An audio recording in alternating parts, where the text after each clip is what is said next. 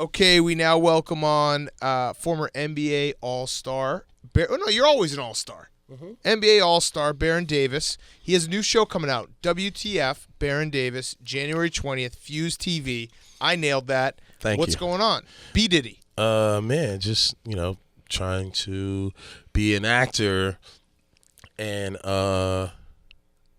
make a show. Yeah. Okay. One of my first experiences, I guess, with you outside of basketball was I remember seeing a video on Funny or Die of you and who was it? Steve Nash. Steve Nash riding a tandem bicycle. Oh, and yeah, Step Brothers. Yes, that went viral before going viral was a thing. I was like, what the hell are these guys doing riding around L.A. on a tandem bike? And it was all a big advertisement for something that you were doing. Step Brothers. Yeah, there you go. Yeah. So you got me. You tricked me. Thank you, man. Nice. So did you get in with those guys from Funny or Die? Because I know you've done some other stuff. Yeah, I did.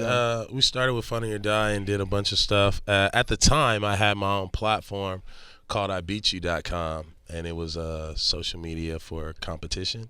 And so it was like the best viral spoof for Step Brothers. And that's when Steve Nash and I were started doing like a lot of video content and viral content. We wanted to, just kind of like change things up and show more of a creative side of athletes. What is I Beat You? Just like an app for people that want to get their ass kicked by Baron Davis? No, I think it was that could work too. 2004 or 5 maybe. And it was basically social media before the iPhone. Right. Based on competition. So best dress to best free throws. It was just basically peer-to-peer competition on a platform.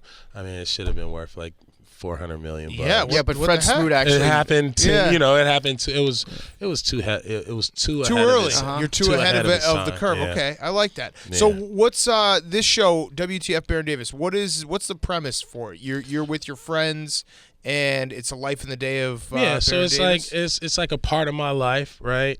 And you have this social media star, Brandon Armstrong, B.A. Coming to me for an investment, right? And with me, it's hard to get me to invest in someone, but because I liked him, because I like him and I think he's, a smart kid, I offer him mentorship, right? Okay. And like an internship, a mentorship to help him get to where he needs to go. So are you open for investments? Because Hank actually has something for you. Cool. Hank, give him the idea. You ready for this? How much cash do you have that you're willing to invest? Which idea? Am I giving the new one? Yeah, the new one. Oh, yeah. So Give him basically just combining Listerine and NyQuil and just turning it into one-stop shop for all your nighttime needs. That's dope. Now, you might have some questions that come up naturally. I want you to ignore all those questions. I'm pretty sure it's if you have any questions, we're not ready. Or we can go the same color, like it's basically like the same. Well, we got a show on the show called Celebrity Pitch Tank. Oh, yeah, okay. So you can go and do that on Yeah, Celebrity Pitch Tank. So what do you think about that? It's pretty decent. Okay. I compare that to the wolf whistle. What's the wolf whistle? The wolf whistle call wolves to you. So when you're on a hike, you blow the whistle, it actually attracts wolves. And what do you do with them then? You don't fuck the wolves, do you? No. Okay, you blow the whistle, and just see 'em? instead of like a wolf repellent, it's a wolf summoner. So it's kind of like, think about like Game of Thrones, right? And being able to call I've wolves. seen an episode of Game of Thrones. Oh my God, you guys are I'm familiar. fucking losers. Dude. Does Khaleesi die? We're losers because we don't watch the board game TV show with dragons. Give it to me straight. What's your favorite Let me potion down. in whatever? I would assume you would watch Game of Thrones. Yeah, what's that? With your hair. Yeah. Ooh. I think No, you're this means I'm a mimicking Jon Snow. I means think I'm a you're rock star. mimicking almost, yeah. Hey, give it to me He straight. mimics me. Give it to me that straight. what it is? I'm Does the one who Khaleesi knocks. die? Yeah, she already died. Fuck, man, spoiler her. Yeah, she died already. What the hell? Is she actually dead, Hank? Yeah. God damn I it. feel like Arian Foster would be in the market for your wolf whistle because he's always trying to fight wolves. wants to fight a Yeah, wolf. yeah. Have you talked to him about that? I haven't. He would be dope. He would be dope. Deep pockets I didn't on invest in the wolf whistle though, but it was a good idea. Okay. So with your co-star, what's his name again? I'm sorry, I forgot. Brandon Armstrong. That's right. B.A. He's a guy that mimics NBA players' shots. Yeah. You've seen him do James Harden. Uh-huh. You've seen him do all these guys. Do you think that there's a little bit with probably with James Harden? I would imagine that season he's like, haha, that's funny, but he actually wants to kill him. No, I think he's just like, I think it's kind of funny. What guy that you played with in the NBA would not find that funny? Who'd be like, fuck that, don't mimic me? A lot of people back in my day, everybody was mean, dude. Like, I played with Anthony Mason. I played with Derek Coleman, Steven Jackson. He wouldn't be, now he'd be cool with it. But before, the era we was in, it was you don't talk shit, I bet Derek. You have to fight. Yeah. You have to fight. Yeah. Now people don't have to fight. They just they can kill you just off posting memes in the day, right? Yeah. Just Joel Embiid. Yeah. Did Derek Coleman ever try to fight you? No, he punched me one time. What was that? How'd that happen? He just came in the locker room and punched me. But for what reason? Because I let Steve Kerr hit a three. It was like we was getting blown out. 1 3 or multiple No, threes? he hit like 3. Okay, now we're getting the full story. But he was like, yo, don't let that motherfucker hit another 3. And I was like, man, we already losing by 30. What the fuck you talking about? And he was like, that motherfucker better not hit another 3. And he came down and he hit a 3. And I looked over the sideline and he was just like socking his fist like, I'm going to fuck you up.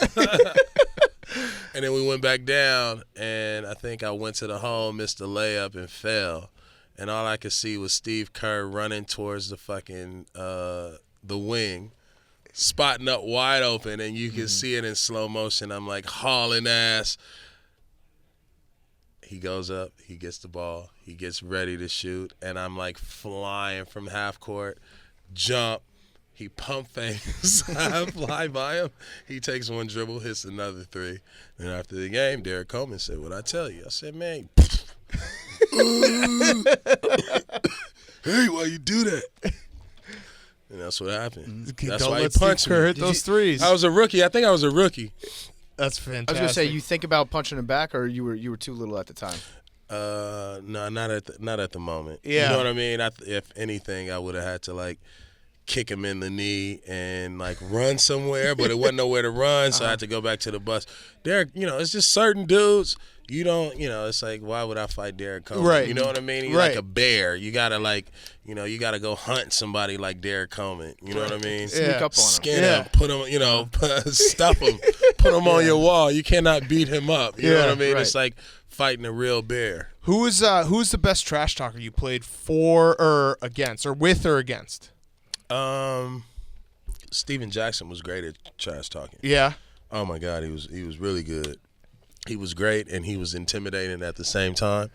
And I would say Kevin Garnett was probably one of the bigger trash talkers. Yeah. Yeah. In the He league. seemed mean. Yeah, Did he ever get really mean with you? Nah, I'm not worried about none of that. I'm mean too. You know what I mean? Right. So it's all the mean shit that didn't bother me. Yeah. But Kevin Garnett is good at knowing how to antagonize people and get under people's skin. Yeah. But the mean part, back in our day, and the mean part that if you a G, you a G. If you not, you gonna walk to the free throw line and not say nothing. You know what I mean? Right. The best players kind of respect each other, and then everyone else. For the most part, yeah. Yeah. Back then, not so much. The best players kind of all hated each other and had real some type of underlying beef. You know what I mean? So it's kind of when you matched up with somebody, you had a little extra oomph to want to prove something. So do you think that there's merit in a lot of people talk shit about the current crop of NBA players a little bit, saying we actually didn't like each other back when I played. Now everybody at the top is too close with each other, so the competition, it's friendly competition. It's not the same. Do you find that to be true?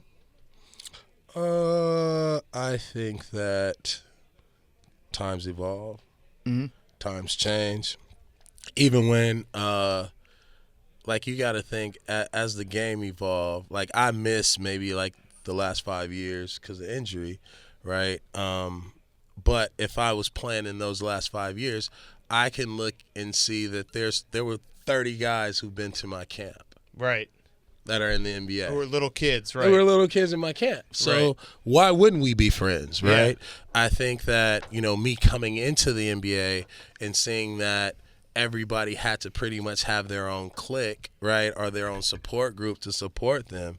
it was different, right? Because you're kind of coming in and it's like, damn, I'm like losing friends, right? I'm like, every time I see a Jason Terry or Andre Miller or Steve Francis or, people like that, it's always competition, right? Because we didn't grow up on the same AAU team in people's basketball camp. But once we all got older, the Sean Marions, Garnett's, everybody like that, all the camps we started having, right? We going back mentoring these kids and giving back to these kids, and that's Melo. Melo stayed in my house in New Orleans the night before the NCAA Final Four. Really?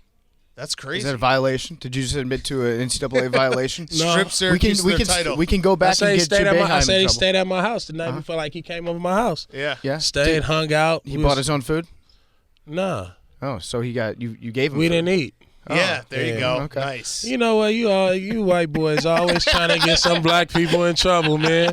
What about all the time you feed your homeboys? I'm trying to get Jim Boeheim in trouble. Yeah. Nah, we can't get. Why you want to do that? Now, why you want to go? He just seems like a surly guy. Speaking of college basketball, what the hell's going on at UCLA? Oh, see, there you go. I mean, again, what the man. hell's You're going just on? Poking. You guys should be like UCLA should be a premier program, Duh. and it just baffles me. I just think that one, shout out to the school for, having the chutzpah to, get rid of a coach in the middle of the year. Yep. And I think that, I would say the same thing that I was saying about the Knicks earlier is you have to start at the top, and you have to be willing to start from somewhere and have goals to get, and have goals. And I think that with UCLA, over the last few years, we've had a high expectation, right? But we haven't held ourselves, all the way accountable of those expectations. And so, you can't expect A+ work, right, from a B- student at best, right, or a C+ student at best. And I think that when we are thinking about our coaches, right, we're not allowing ourselves to get a student of the game to grow to an A+ coach. Let me throw out a name for you. Rick Pitino. No. Come on. Why? I mean, if you want hookers in the locker room, this is L.A. Imagine what he was doing in Louisville. Yeah, right. Yeah, you want hookers. It's perfect. That sounds terrible. No, we don't need perfect. that. We got L.A. We don't need Rick Pitino, man. And shout out to Rick Pitino. He's a good coach. But like all that shit that was going on in Louisville, like what do you think he's gonna do in LA? It's gonna get awesome. It's gonna get awesome real fast, real quick. We don't need Rick Pitino. I think for UCLA is actually a golden opportunity for them to be smart like the Rams. Right? Go get a young dude who cares, right? Who really cares, who wants to be there for a long time, right? Who cares about the school, who cares about the program, and their number one dedication is to the school and to the program and not their own personal Ed agenda. O'Bannon. Earl Watson. Ooh, okay. Earl Watson. With you. Yeah, I definitely You'd be on the help him. staff? Yeah, hell yeah. Let's go. Have you gotten into coaching at all? I coach in the Drew League and, my camps. Yeah, but I can't coach. Like, I think being a point guard and being a starting point guard in the league for like the majority of your career, like you have to learn every position. You have to learn every personality. You almost have to learn how the team operates and run, right? And you are the closest person to the coach. Yep. So you're taking the good and the bad of each coach that has affected you along your career. You can implement that into your own system. And not only that, a point guard knows how to kind of manage personalities. And build confidence at the same time, right? So I think it's possible. So you're the coach. You're the next coach. You player coach in the Drew League, right? Yeah. Oh. Yeah. I coached the last year. I didn't play the last year. I just coached. Okay. How would you manage LeBron James' personality?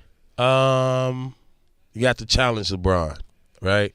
LeBron gonna always challenge himself, but you have to find little things in the game that could be challenging to LeBron that would ultimately dictate a better outcome. Yep. Right?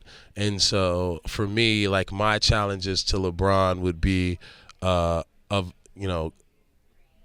more team team-oriented things. I know he can dominate the game, right? But it would, it'd be the challenge of, how many, can you set 5 incredible picks to get somebody open? Right. Right? Can you set a backdoor screen? Things off the ball that allows his teammates to so he's in the play but not in the play but still affecting the play. So it's like little things like that. And then also just listening. You know what I mean? I think when you got a player like LeBron, as a coach, you have to listen because this guy is extremely smart. Right, he's the best player in the game, and he knows what the fuck he's doing. So if I'm listening to what he's saying, it's like Belichick and Tom Brady. Tom Brady's on the field, he gonna pick you apart, and if a coach calls a play and he audibles, I gotta be cool with that, whether it goes right or wrong. Right, if he throws interceptions, so what? If it's in the first quarter, I know that this kid is gonna win the game for me, and he saw something. Right, and so that same play could be the winning play at the end of the game. Yeah, I like that. I like the comparison between LeBron and Tom Brady. I don't think that people do that enough, and I think Hank also appreciates that. What you got abducted by aliens? Oh, no. Cool.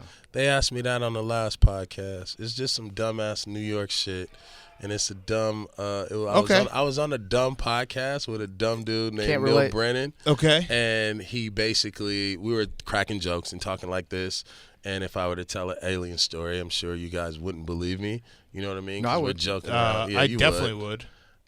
So I was telling a joke, and all in all, he basically said that he was gonna edit it because we was just joking around. And then that was the first thing he put out. So that you saw an alien. Yeah, it was like it's like clickbait or dude trying to boost his career, That's not sad. really knowing what he's doing. So and you guys aren't sad friends, so he was doing that. No, I didn't even really know him. Oh, I did that as a favor for a friend late night to All right, so I didn't even want to be on let's that make shit. sure we edit this so it sounds like Baron Davis knows how to challenge LeBron because no one else can. No, don't edit. As long as you tell, if you tell me you don't edit it and you don't send it to me, I'm kidding. and you put it out, then when I see you, I'm gonna whoop your ass. Okay, that's fair. you don't- You're okay. Derek Coleman, basically. You punch me in the chest. You don't have to worry about that with us. We don't. I'm punching in both sides of your neck. Okay, that's fair. That's We don't totally do fair. clickbait. We don't do gotcha moments. Do you have an apocalypse bunker? A what? Apocalypse bunker. Mm-hmm. You do? Oh, there we go. Okay. Perfect. I have an island I bought for the apocalypse. Where is the island? Why the fuck would I tell you? That's a good Why would I point. tell Give me you? the ocean that it's Why in. would I even tell Just tell me the ocean. The ocean's a big place. you? It's the ocean. Okay. It's by the ocean. Pacific, Atlantic? Yeah, it's one of them. I guess it'd That probably be connect. Pacific. We It's narrowed one it of the down. oceans that connect. It's Okay. all one ocean. Pangea. Yeah. Hey, here's a good question. Is it true that ball is life? Is it true that what? Ball is life? What does that mean? Ball is life. Like, is ball life?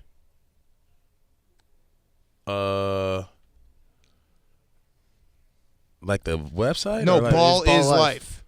I I guess mean, you're it's not a- a real he's not basketball a player baller. like Nah, I am. You're I a hoop. baller. I Ball think, is life. Yeah, I think that's for people like you who don't really hoop. Yep. You know what I mean? And it's say like ball you is life. love basketball, and it's like, oh yeah, ball is life. Yeah. But for us, it's like we don't say that because it's actually like it's a lifestyle. Like Right. we created Oh. the lifestyle. So right? ball is lifestyle. Nah, it's just lifestyle, dog. You Just gotta tell me live what it. I got to do to be no, cool. you gotta stop using the buzzwords. Okay. See, So you got ball the is life. look. You got the swag, Yeah. right? But that's a ball is life swag. Yes. You dig what I'm saying? So I'm That's- halfway there, So but I when got you're it walking down the street in New York, it's like you want people to know, like, yo, I'm hip hop. I love hoop, shit like that. You know, ball, like you're a walking hashtag right Ball now. is life, but We I don't gotta- have to say it. We gotta dumb it down. Then I'm you a feel what cop. I'm saying? We gotta dumb it down. Okay. We gotta you can't go with the full champ sweatsuit. You just gotta go with the pants and like a Nike jacket. You know No, what I mean? that's a perpetrator. Perpetrating. Yeah. No, that's not perpetrating. Yeah, it Yes, is. No, you got Nike shoes on. I do. Fuck. You see what I'm saying? So you damn got to it learn to already. miss. Yeah. You know, He's got it's the like the guy. dude who Say, shows up at the runs wearing like the full, like wearing a whole Cleveland calf shorts, Yeah, that's LeBron me. jersey, Yep. LeBron shoes, wristband, and all that. It's like that's hashtag ball is life, right? He caught on late. He caught on late. He picked up on the wave, But like somebody like me, I'd be in like sweatpants, mismatched socks, probably some type of house shoes that I shouldn't be playing Got it. basketball. So like not Lifestyle. trying man, to it's not just- try. You got to be it. Yeah. I do have the game of the guy you described. Do you? Yeah. Okay. Just can't shoot. Just boxing people out. Setting picks. Setting picks. Dude, I hate you. I hate you in pickup games. Maybe saying just as a joke, but not a joke. Hey, what if we did a zone here? Like that kind of thing. You know what? I hate. Yeah. You're the type. You're the type of guy that people hate. Yeah. But I would love for you to be on my team. Exactly. Because I'm never going to shoot, and I'll get you the ball. And I make you guard the best player on their team. That's how you get your ankles broken. Yeah. No, but that I foul. A guy like you who doesn't really play and kind of I feel would be like a slightly clumsy. Oh. You would be. I would be afraid to. Because make a move. Yes. Yes, absolutely. Perfect. Absolutely. Perfect. It's almost like, damn, dude. Like, why do you have to guard me? Because ball is life, right? I'll slap the floor. Let's go. Ball is life. Who would you rather play against, the dude that sets the screens or the dude that takes the charges? Ooh. The charge No guy. one does the that. charge guy in the gym is usually like the tallest guy in the gym that is super fragile. Sean you know Bradley, what I mean? Yeah. So I don't mind the charge guy. The picks are that's the picks a problem. are serious, yeah, dude. Right. Yeah, it's like, I'm no like one calls waking it up. out. I just had some coffee. Yeah. I still got sleep in my eye. And what the fuck are you doing setting this pick, dude? Yeah. I have a math question for you. Yeah. Why do you play pickup hoops by 1s and 2s and not 2s and 3s? Just preference. Yeah, because it makes the 3-point shooter more valuable when they're worth twice as much. If you're playing by 1s and 2s, if that's what you think, it overvalues. It's the same. It's the same. Like when you think about it, it's the same number. But when you playing 1s and 2s, you broke my brain for a second. Yeah, it's the same. It's the same number. When you're thinking about 1s and 2s, it's like you're just getting closer to, a smaller number. So that smaller number actually causes more panic, right? So if you were playing if we're playing the 7, right? It's like you're looking at it and it's like, I gotta, I got 7 points to make, like 7 possessions. When it's 14, you kind of look at it as a bigger number, and the game wouldn't have the same type of intensity, urgency, right? yeah. Yeah, and so the more you lower, the number, right? Even if it was 14, if you say it's 7, then a 2-pointer, right, gets you closer to that 7, and you're looking at that number. In sports, you're looking at that 7 as the goal, right? And so when it's 14, you feel like you have a little bit more room for error, and everybody else. So it feels like it would be a longer game. Okay. I like that answer. It broke my brain for a second because it was like Bill Walton's answer to they're just being. It's all one number. It's all one song. It's just one number. Life. I mean, it's the same. It's the same game. It's the same. If you it's all one ocean, right? You can score 5s and 10s. What would that mean? Holy shit! Rock and jock. Crazy. Yeah, you can score 5s and 10s. Hit like 15-pointer. If the number, if you still got to get to 100, you still got to get to 100. You're gonna pretty much fuck around and shoot 10-pointers. You know what I mean? Because you could care less. So the bigger that number is inflated, the more margin for error you have. All right, my last question. Everyone, check out WTF Baron Davis on Fuse TV January 20th. That's when it premieres. Yeah. My last question. The thing you're more proud of, Warriors 8 seed beating a 1 seed, or dropping 60 on the Maroon 5 dude in high school? Probably Warriors. Okay, but you did drop 60 on Adam Levine. That's pretty fucking sick. That was easy. That wasn't like it was Adam Levine. Yeah. Have you ever talked to him since? Yeah, I talk to him all the time. Yeah. We live in the same neighborhood. We talk about this shit all the time. Okay, so that sucks for him. And I always say my very first concert that I went to was Maroon 5? Yes. Are in you kidding me? 8th grade. You really? In like 9th grade, yeah. Adam Levine. Wait, how did that? Oh no, one of his before Maroon 5. You're saying? Yeah, before one of his shows when he was in high school. His first band. Yeah. His first band. Yeah, I got you. That does makes suck. sense. From you've been following him around his whole life, just being more famous than him. Nah, he's more famous. You than think me. so? When did he probably. No overtake offense to you? Maroon 5, dude. Yeah. They're like Imagine Probably when he Dragons became a on Nick. Quaaludes. They're nothing Yeah. compared to ID. Yeah. I don't know. Adam Levine, he's on the Voice every night. That's pretty big. That's pretty big. Do you ever get mad that you were like the pre-Warriors? Like, do you think you should Hell get credit? yeah. Like, you were No. the pre-Warriors. I mean, I shouldn't get credit for anything but for what we did and what we accomplished. But shit, am I mad? Hell yeah, I won a championship. It'd been nice to like. Those uniforms suck though. Yeah, it'd be nice. Yeah, it'd be nice to like get a champion. It would have been nice to come back and play for the Warriors. I know it's tough. Do the Kevin Durant. Just join the team. Gotta get in shape, dude. You can't just just show up.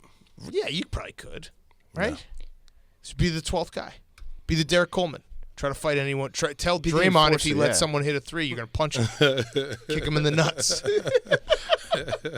I got one last question for you. When we have hockey players on the show, we always give them 60 seconds to bash the NBA, and when we have NBA players on, we give them 60 seconds to bash hockey. So, go ahead and bash hockey. Floor is yours. Oh man, I don't have I don't do no hockey bashing. I'm the handshake line's kind of overrated. Yeah, I'm a LA Kings fan. Oh. I think that I like hockey because dudes like to fight. But they're like 6'1" and 190. They don't have teeth in their mouth. I got a lot of respect for the hockey dudes.